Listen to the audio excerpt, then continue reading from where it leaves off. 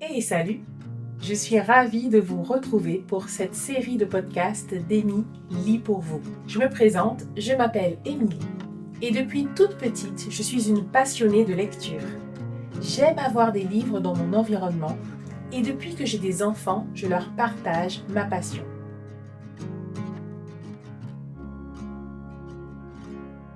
Aujourd'hui, on se retrouve pour un nouvel épisode avec ma première Bible en images.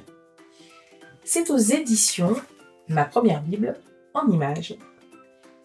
Et c'est la Ligue pour la lecture de la Bible qui l'a créée. Alors ici, on a un ouvrage qui reprend pas mal d'histoires de la Bible, de la création jusqu'à la fin de la Bible. Donc vraiment, on a l'histoire de Paul, etc. Ça recouvre vraiment pas mal de choses. Ce livre est vraiment intéressant. Pourquoi ? Parce qu'ils ont été choisir quelques histoires qu'on ne voit vraiment pas souvent dans les livres pour enfants. C'est souvent des grands classiques, les histoires qu'on a l'habitude d'entendre. Et dans celui-ci, on a par exemple Gédéon, on a des choses sur Paul, avec plusieurs parties de l'histoire de Paul. On a pas mal de choses sur l'histoire de Jésus aussi, des histoires qu'on n'a pas toujours l'habitude d'écouter. Donc vraiment, moi j'ai beaucoup aimé ça, parce que ça permet d'avoir un support concret pour pouvoir étudier la Bible avec un enfant.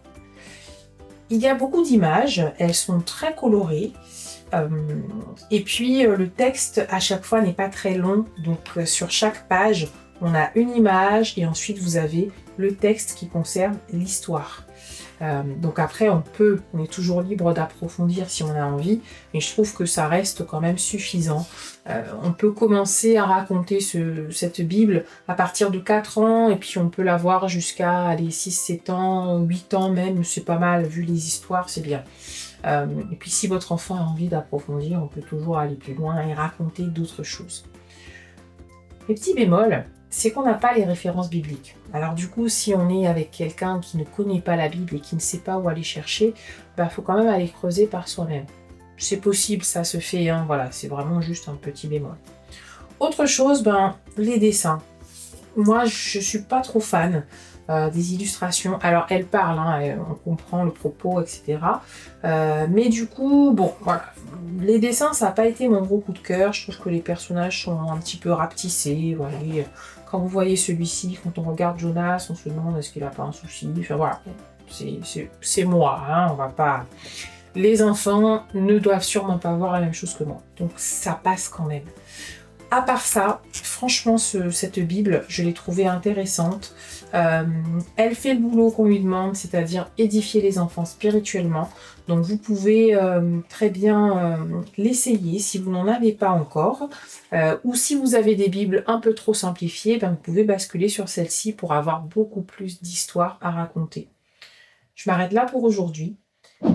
Likez, partagez, abonnez-vous. Dites-moi en commentaire ce que vous pensez de cet ouvrage, si vous l'avez déjà vu, si vous avez envie de le lire et de le découvrir. N'hésitez pas à me le dire également. Si vous avez des questions, vous pouvez les poser. Et puis en attendant, lisez, parce que lire, c'est grandir.